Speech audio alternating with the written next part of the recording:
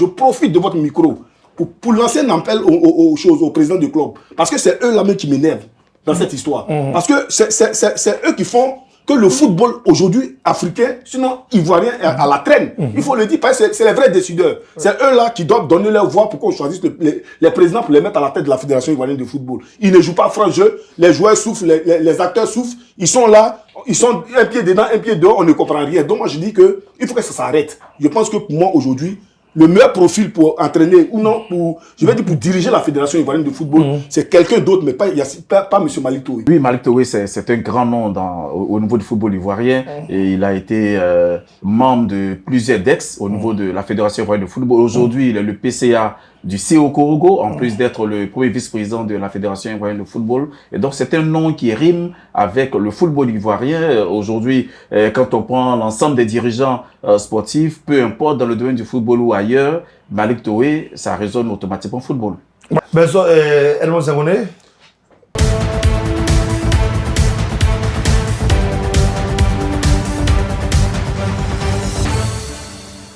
Les rumeurs semblent de plus en plus plausibles sur l'éventuelle candidature de Malick Touré, premier vice-président de la Fédération ivoirienne de football. Longtemps considéré comme le dauphin, le copilote, celui-ci veut s'affranchir pour prendre les rênes de la maison de verre de Trècheville. L'homme du sérail aux grandes expériences présente-t-il le meilleur profil pour succéder à Idriss Diallo? Mesdames et messieurs, bonjour et bienvenue aux regards sportifs sur Vision 24 TV. Nous parlerons de Malick Touré. Est-il le meilleur candidat ou le candidat idéal pour succéder à Idriss Diallo? Et pour en parler, nous avons Benson Amoua, journaliste sportif consultant. Bonjour Benson. Ouais, bonjour Saré. Bienvenue aux regards sportifs sur Vision 24 TV. Merci, je suis très content d'être là. Et puis bon, j'espère qu'on va avoir des débats très enrichis. Voilà, le débat sera vraiment houleux avec Edmond Senghone Bamba. Bonjour Edmond. Ouais, bonjour Saré. Consultant, analyste sportif, ancien footballeur.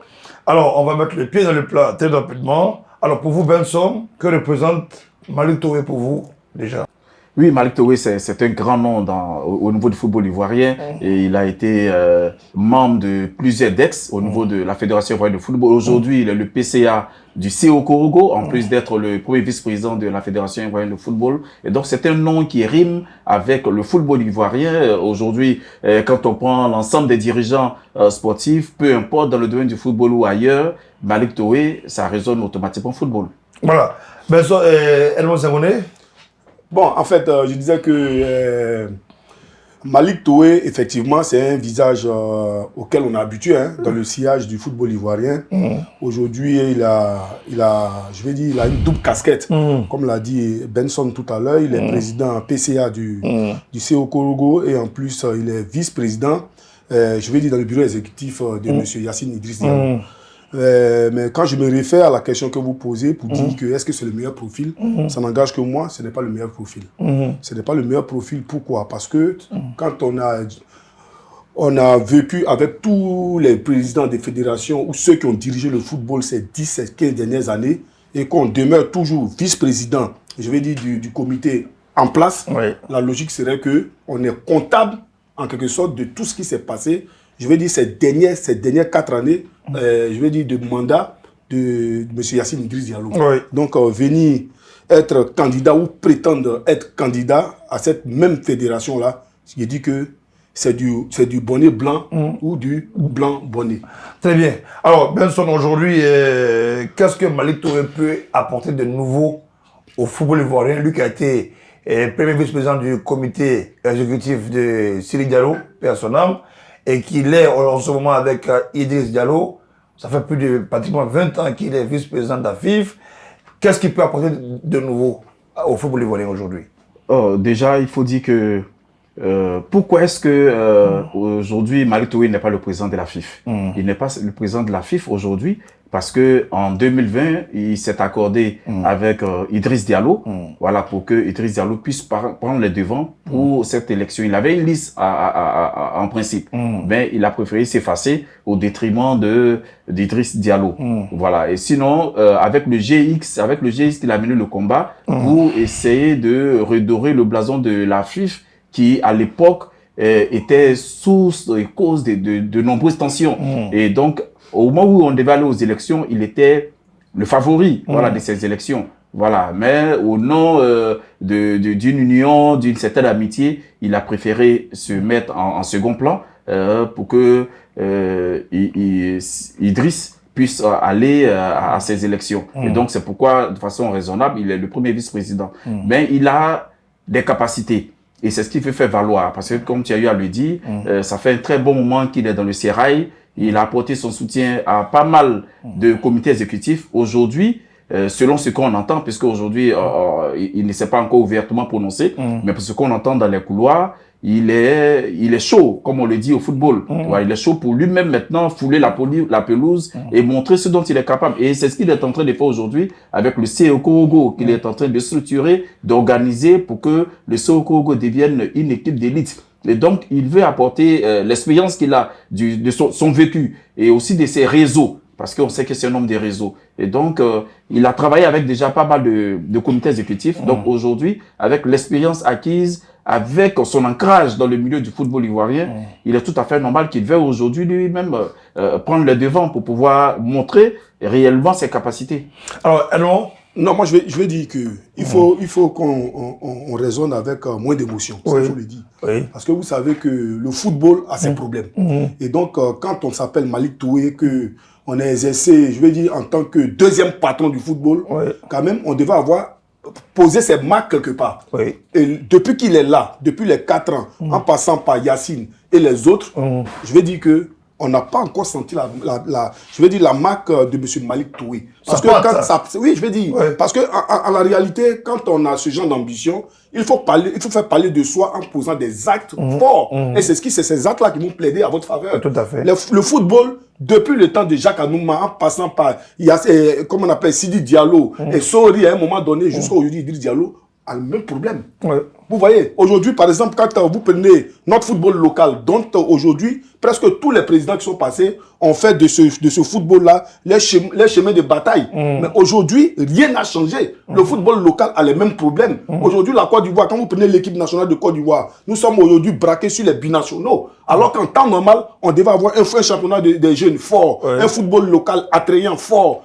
qui allait nous permettre de nous défaire des binationaux pour qu'on ait des joueurs véritablement qui sont patriotiques, qui aiment le football. Ça ne se fait pas. Et moi, je me dis que c'est un cercle d'amis, des frustrés, sont dans un coin, et dès qu'ils sentent qu'ils ont une position quelque part, ils sortent la tête pour vouloir se repositionner. Moi, je dis qu'il faut qu'on arrête. Et en même temps, je profite de votre micro pour lancer un appel aux présidents du club. Parce que c'est eux là même qui m'énervent dans cette histoire. Parce que c'est eux qui font que le football aujourd'hui africain, sinon ivoirien, est à la traîne. Il faut le dire, parce que c'est les vrais décideurs. C'est eux là qui doivent donner leur voix pour qu'on choisisse les présidents pour les mettre à la tête de la Fédération ivoirienne de football. Ils ne jouent pas franc jeu, les joueurs souffrent, les acteurs souffrent, ils sont là, ils sont un pied dedans, un pied dehors, on ne comprend rien. Donc moi je dis que il faut que ça s'arrête. Je pense que pour moi aujourd'hui, le meilleur profil pour entraîner, ou non, pour diriger la Fédération ivoirienne de football, c'est quelqu'un d'autre, mais pas M. Malick Toué. Ouais. Alors, Benson, pour Edmond, il ne pourra rien apporter de nouveau. Ayant fait plus de 15 ans de vice-président de la FIF, il aura apporté ce qu'il sait faire, selon Edmond. Bon, ce qu'il dit, moi, je trouve pas ça assez percutant. Parce que quand tu n'es pas celui qui est le décideur et que tu es dans une équipe, c'est vrai que tu es comptable des actes de l'équipe. Et si on veut aller sur le fait qu'il doit être comptable des actes qui ont été posés, le mandat actuel, c'est un mandat qui nous a donné pas mal de lauriers. Voilà, c'est un mandat s'il n'était pas quelqu'un qui voulait mieux que cela, il ne se serait pas déjà engagé à le CO Korogo, une équipe de l'intérieur du pays qu'il est en train de structurer. Et il n'allait pas non plus manifester ce désir d'être candidat. Il aurait pu dire, bon, on a remporté une CAN, on s'est qualifié pour un mondial, c'est suffisant. Non, Malick Toué apparemment ne voit pas les choses de cette façon.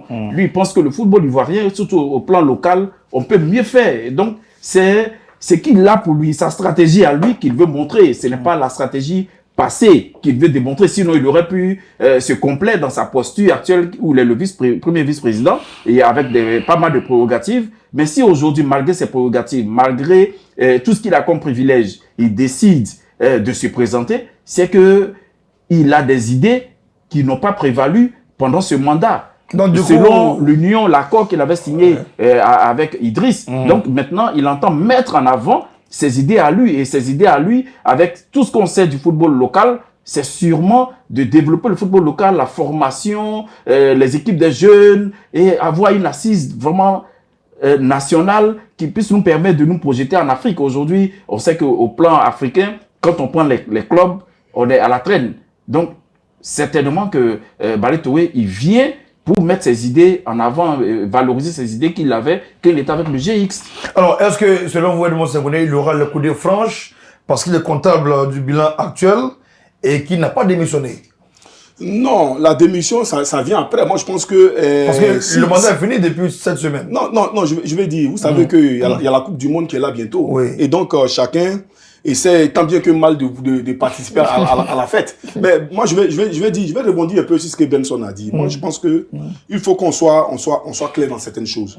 Aujourd'hui, le football ivoirien a atteint un niveau où on n'a pas besoin des gens pour essayer. On a des gens qui sont convaincus de leur cahier d'adresse. On a des gens qui sont convaincus de ce qu'ils peuvent apporter. On n'est pas d'un essayement. Au niveau de la compétition, on n'est pas un essayement. Quand il dit que avec le bureau d'Idriss, on a eu des lauriers. Oui, mais les lauriers, on les a eu aussi en 1992, Sénégal 92. Ouais. On les a eu en 2015 avec Jacques, comment on a Siri Diallo, avec les éléphants. Donc les lauriers, on en a. On parle du football dans sa globalité. Parce que les gens s'appesantissent un peu sur cette histoire de l'équipe nationale de Côte d'Ivoire. Mais l'équipe nationale de Côte d'Ivoire, là, vous-même, Benson, vous pouvez gérer l'équipe nationale de Côte d'Ivoire. Parce qu'il y a les moyens qui sont là pour gérer l'équipe nationale de Côte d'Ivoire. La FIFA a près de 22 milliards pour gérer tout ce qui est équipe nationale de Côte d'Ivoire. Et donc, les primes des éléphants et autres sont payées par l'État de Côte d'Ivoire. Les salaires sont payés par l'État de Côte d'Ivoire. Aujourd'hui, on a besoin de quelqu'un qui va venir repenser le football local dans sa globalité, en passant par les centres de formation, les clubs de DC, de DH, etc., pour permettre que ce football-là, à la base, soit un football fort. C'est ça la vraie réalité. Suivez les championnats comme en Tanzanie, et même tout près ici au Gabon et autres. Le champion de leur championnat, après des 100 millions, chez nous, les champions à 20 millions. Ça ne vous dit rien? Moi, je pense qu'à un moment donné, quand même, il faut qu'on arrête de faire le bricolage et qu'on passe aux choses sérieuses. Mais est-ce que Malick n'est pas venu pour tout changer? Justement, parce que Malick, il a pleine conscience de tout ce qui se passe. Il voit tout ce qui se fait depuis qu'il est le vice-président pour ce mandat particulièrement. Il a dit qu'il s'investit un peu plus dans le domaine du football, à travers le COCO, comme je le dis. Et donc, aujourd'hui, il y a une certaine ferveur autour de cette équipe. Il est en train de faire de cette expérience une base pour déployer sa politique au niveau national. Et donc, les mots qui minent le football ivoirien, on le sait tous, il est bien informé, il est à même de trouver des solutions pour ces mots, puisqu'il a été de ceux-là même qui ont dénoncé la gestion chaotique à l'époque du football ivoirien. Voilà, comme je l'ai dit, si aujourd'hui Idriss est président, c'est pas Malick Touré. Alors, Benson, je vous ramène la question, est-ce que Malick aura le coup de franche, d'autant plus qu'il est comptable du bilan actuel? Bon, quand on parle de comptable du bilan actuel, je pense que ce bilan actuel... Il est quand même le premier vice-président. Il est le premier vice-président, mais on peut s'affranchir. Voilà, ça peut être en politique ou bien dans tous les aspects de la vie. On n'est pas appelé à demeurer éternellement le second couteau. Voilà, et surtout que à la base, c'est celui qui était même en avant. Voilà, et donc pour des choses que l'on ignore tous, voilà comment ça s'est passé pour qu'il puisse faire la place à Idriss. Ça, ce sont les deux qui le savent. Mais maintenant, il entend être au devant, déployer sa stratégie, parce que comme il a dit, même en prenant le COCO, il a dit il faut une stratégie pour développer COCO, pour que tous ceux qui sont du Nord puissent se reconnaître dans cette équipe. Et c'est ce qu'il a réussi à faire en fédérant tous les cadres qui sont aujourd'hui avec lui, qui le portent, qui le soutiennent dans sa politique de développement du football au niveau du Nord. Et donc, il a les capacités, il a les hommes, il a le réseau qu'il faut. Et je pense que avec l'expérience qu'il a acquise pendant toutes ces années, il est à même s'il a décidé de se présenter, certainement que telle qu'il a la vision qu'il a, c'est pas cette vision qui a été déployée pendant ces dernières années. Voilà, quoique on ait réussi à bâtir quelque chose, on peut pas dire que tout est zéro. Je suis pas d'accord qu'on dise que non, le mandat là est totalement zéro. Non, mais on veut mieux. Voilà, c'est vrai, Idriss a travaillé, le comité exécutif sortant a travaillé. Mais il y a un membre dans ce comité exécutif qui, a priori, aurait dû être candidat, qui ne l'a pas été, au nom d'une alliance, et aujourd'hui qui décide de se présenter en venant avec, comme je le dis toujours, avec ses idées à lui pour véritablement répondre aux préoccupations je vais vous aider. Sont nombreuses. Attends. Benson, je vais t'aider. Tu sais, quand tu parles d'alliance, c'est bien beau. Hein. À l'époque où ils ont eu cette alliance et pendant laquelle ils ont mis Yacine Idriss Diallo au devant, c'est parce que, il faut dire les choses clairement. On est tous là dans le football. C'est parce qu'à ce moment précis-là, Yacine avait plus de force au niveau de ses racines pour pouvoir être au devant. Aujourd'hui, je vais dire, les choses ont changé. Les choses ont changé. Voilà pourquoi aujourd'hui, ce Malick Touré là se met au devant. Mais non, c'est pas de ça qu'il s'agit. Nous, on n'a pas besoin d'être frustrés pour gérer notre football. On a besoin des gens qui viennent avec des idées novatrices pour nous faire avancer. C'est de ça qu'il est question. Il n'est pas question. Non. On ignore ces idées. Non, c'est ce que j'ai dit. Quand il va ouvertement se présenter, il va sortir les idées qu'il entend défendre. Oui, mais il aurait pu, parce que il y a une hypocrisie quand même qui ne dit pas son nom. Parce que quand on est premier vice-président d'un comité directeur, hein, d'une administration, je pense qu'on est le patron, on est décideur. Et donc, quand on est décideur quand même, et qu'on veut se faire entendre de par sa position pour faire avancer les choses, c'est pourquoi d'ailleurs on est là, c'est pourquoi par exemple Yacine Idriss Diallo lui a fait confiance et qui n'est pas entendu et qui n'est pas suivi courageusement, pour quelqu'un qui est ambitieux, qui sait que dans 2 ans, dans 3 ans, dans 4 ans, il peut se mettre au devant, il fait quoi? Il claque la porte et il va avoir ses idées. Non, ça n'a pas été fait. Non, pas parce que maintenant... J'ai une question pour vous, Benson. Il y aurait peu candidat depuis le moment du GIS, qu'il dirigeait bien sûr. Alors, pourquoi ne l'a-t-il pas été? Et pourquoi faudrait-il se défaire maintenant de celui qu'il allait chercher? Alors, est-ce un mauvais partage du butin? D'où la frustration d'ailleurs. Oh, bon, partage du butin, peut-être pas. Voilà, peut-être pas. Moi, je veux plutôt aller sur la base que peut-être les idées, la vision qu'il avait en sollicitant ou en se mettant avec Idriss, cette vision-là n'a pas été déployée. Voilà, cette idée n'a pas été déployée comme il l'aurait souhaité. Et donc aujourd'hui, il veut prendre les devants pour pouvoir valoriser ses idées. Et pas forcément, il ne faudrait pas qu'on voit toujours un partage de butin qui est à la base d'une scission et autres. Non, on peut être ensemble. On a une marche. Pendant notre marche, il peut se retrouver qu'à un moment donné, les idées qui sont défendues, la vision et les objectifs ne concorde pas. Et donc, il faut avoir le courage, dans ce cas, de dire non, non, moi, je préfère arrêter là, parce que bon, voilà ce que j'ai comme vision, voilà mes objectifs à atteindre. Et les objectifs que je voudrais, c'est pas des objectifs qui ont été atteints pendant ce mandat. Et donc, je pense que je suis à même de porter la voix de ce que je vais défendre. Et donc, moi, je pense que c'est dans cette optique qu'il faut regarder. Et puis, il ne faudrait pas parler peut-être de mauvaise foi, ou bien qui n'a pas été sérieux. Non. Certes, on peut ne pas être d'accord, mais collaborer. Et c'est cette collaboration, il a tenu à maintenir cette collaboration. Il n'a pas sapé le travail. Alors, mais qu'est-ce qui, selon vous, explique sa future ou sa probable candidature à l'heure actuelle? Parce qu'il, selon vous, il est encore le premier vice-président de la FIF. Oui, sa candidature peut être motivée par le fait qu'aujourd'hui, on est tous d'accord que le football, au plan local, a du mal à démarrer.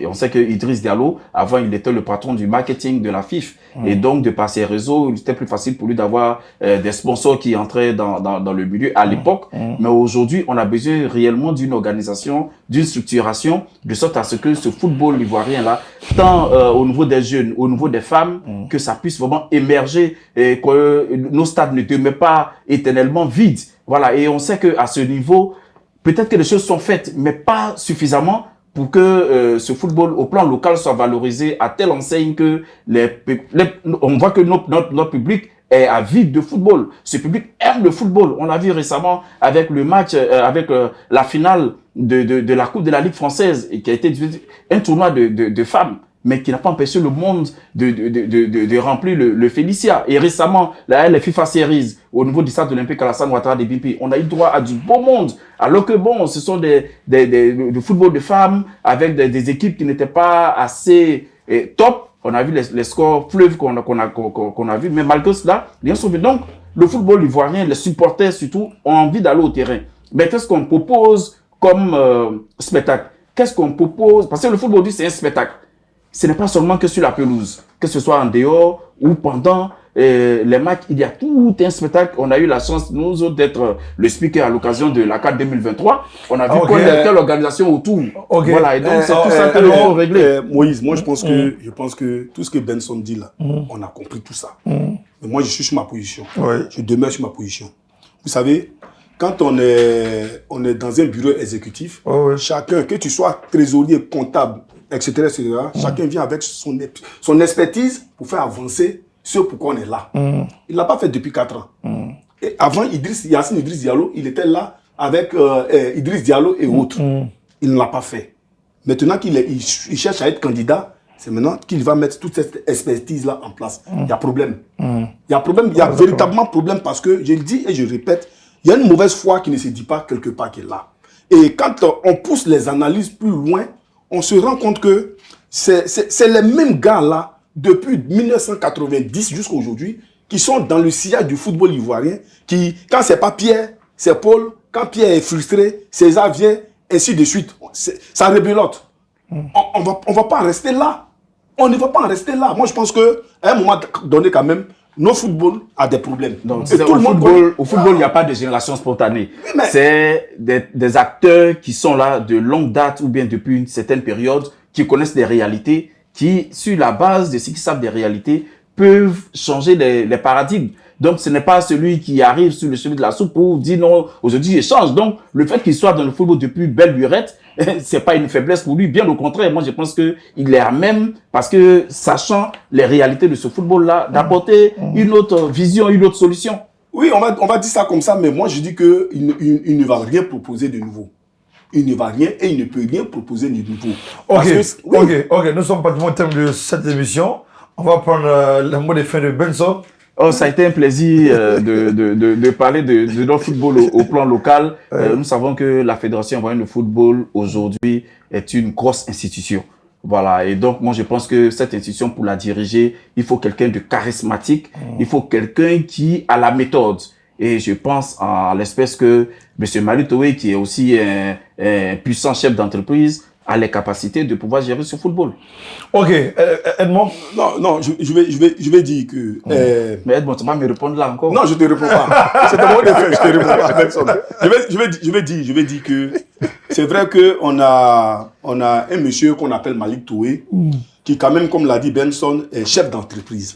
Mais l'entrepreneuriat et le secteur du football, c'est deux secteurs qui sont différents. Moi, je pense qu'aujourd'hui, à l'heure actuelle, on a besoin de quelqu'un de plus pragmatique. On a besoin de quelqu'un de plus, je veux dire, dynamique pour gérer le football. Parce qu'aujourd'hui, avec beaucoup de recul, on se rend compte que ce qu'on a décrié il y a 10 ans, il y a 15 ans demeure. Alors qu'il fait partie de ce comité directeur-là. Et en tant que premier vice-président, il y a problème. Donc, moi, je pense qu'à un moment donné, quand même, tournons la page de toute cette génération de personnes-là. Trouvons quelqu'un d'autre qui va venir repenser le football, qui va apporter une autre valeur à ce football-là, pour que ce football local, parce que c'est la base. La base de notre football, c'est le football local. En passant par les centres de formation, en passant par les clubs de district, de DH, ainsi de suite. Il faut que ce secteur-là soit organisé et qu'il avance. Pourquoi aujourd'hui, notre pays, la Côte d'Ivoire, se retrouve dans une position comme en 92, où on avait sur l'équipe nationale qui va prendre Sénégal en 92, plus de la moitié qui étaient des joueurs locaux. Ça peut se faire en Côte d'Ivoire. Parce que aujourd'hui, la Côte d'Ivoire, c'est adossé carrément aux binationaux. Quand vous prenez l'équipe nationale de Côte d'Ivoire aujourd'hui, 90% de l'effectif est binational. C'est un problème parce qu'aujourd'hui, notre football, sur le plan local, est carrément en voie de détresse. Voilà, merci à vous, c'est bien résumé, de nous avoir suivis. Merci à Benson d'avoir répondu à notre invitation, ici promptement. Merci à Edmond Senghoré d'être venu. Et merci à vous de nous avoir suivis. D'ici là, portez-vous bien et rendez-vous la semaine prochaine.